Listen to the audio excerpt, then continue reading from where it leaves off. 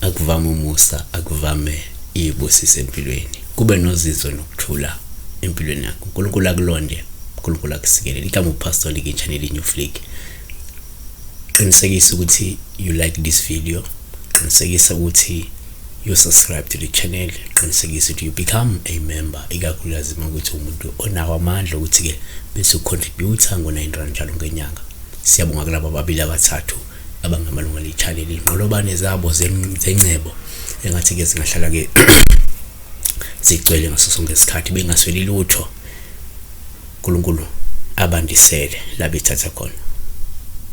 Uma iphupho lakho lelide ungasebenzisa le number ekhona kwi-video ukufona, kodwa uma lifishane lingenama details ungalibhala ku comment section akunankinga. But uma lelide qiniseka ukuthi uyafona. Sibheka la uMandisa Mfeka ukuthi ke ngibuphe ngicelisa ingane, kindly help ngencazelo, thank you. Nake singakusho ngokucelisa ingane. Kungaba into enhle, kungaba into embi edinga ukusukunyelwa ilungiswe. Kodwa ke ake senze kanje. Number 1, uma uphupha ingane kuwuphawu oluhluma uyincelisa ubisi lwebele. Lokhu kusho ukuthi kungenzeka unezinsiza ezifanele futhi ezanele sokulekelela abanye abantu ukuze bakwazi ukuphila. Ruth 4:16 uNaomi wamthatha umntwana wamgona esibeni sakhe waba ke ngumzanyana wakhe. Number 2, uma uphupha uthi ingane kuwuphawu sithatha njengoluhle uma uyincelisa ubisi lwebele. Lusho ukuthi usizo futhi uyabeseka abantu abaswele nabadinga usizo lwakho. 1 Ngoba seThesalonika 2:7 ingane sasingaba ke namandla okunisinda njengabapostoli bakaKristu, nokho saba mnene phakathi kwenu njengokuba ke umdlezane ondla abantwana bakhe. Number 3, uma uphupha futhi ingane kuwuphawu olungaba lubi kwesinye isikhathi uma uyincelisa. Lungaba isexwayiso nolusho ukuthi kumele usukume uthole usizo lokuxosha nokulahla isilwane esikuhluphayo. Ngenzeka kuyilento ebizwa ke la ngolika George uthoke spiritual child noma ke isilwane. Yabona. Number 4, uma uphupha futhi ingane sikuthatha njengophawu olungaba lubi uma ingane yenqaba ukuncela. Lokho kusho ukuthi kunomuntu omkhonzile nomkhathalele oseduze kakhulu nawe ozama ukumsiza wena, kodwa ke ozolenqaba aphinde angalwemukeli usizo lwakho.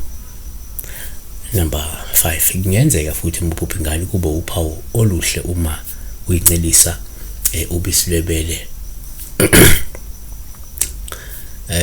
Olungasho ukuthi kungenzeka ukhulisa abangcwele ngezwi likaNkulunkulu. Uma ukuthi ungumfundisi noma kuyinceke ethile uma umshumayeli, ngenzeka lento uvele kanti umuntu osebenza kakhulu ebandleni bese ke la kuvela ngathi uncelisa ke la abantwana. Lokho kusho ukuthi wena umuntu obakhulisayo abantwana bakaNkulunkulu ngezwi lakho uNkulunkulu. 1 kaPetru chapter 2:2-3 ithi ke njengezingane ezisanda ukuzalwa langazelana ubisi olungakamoya olungena kukonakala ukuze nikhule ngalo kubeke ngokusindiswa uma seninambithile nezwa ke ukuthi inkosi imnene. Number 6, uma uphupha ingane yenzeka kube uphawu olubi uma wenqaba ukuncelisa ubisi lwebele noma wenqaba ukuyincelisa ingane ikhalela ke. Lungasho ukuthi ngenzeka wena umuntu owenqabayo kwelula isandla uma kunomuntu oswele nodinga usizo lwakho. uJobe 24:9 intandane ishwithwa ebeleni nengane yompofu ithathwa ke ibe isibambiso. Azivale ngokuthi number 7, uma uphupha ingane kungaba uphawu oluhluma wenqaba ukuyincelisa ubisi lwebele. Lungasho ukuthi kungenzeka uNkulunkulu uyakuvikela futhi ukupha amandla okwazi ukwehlula imizamo yesilwane yokukuvela. Siyabonga.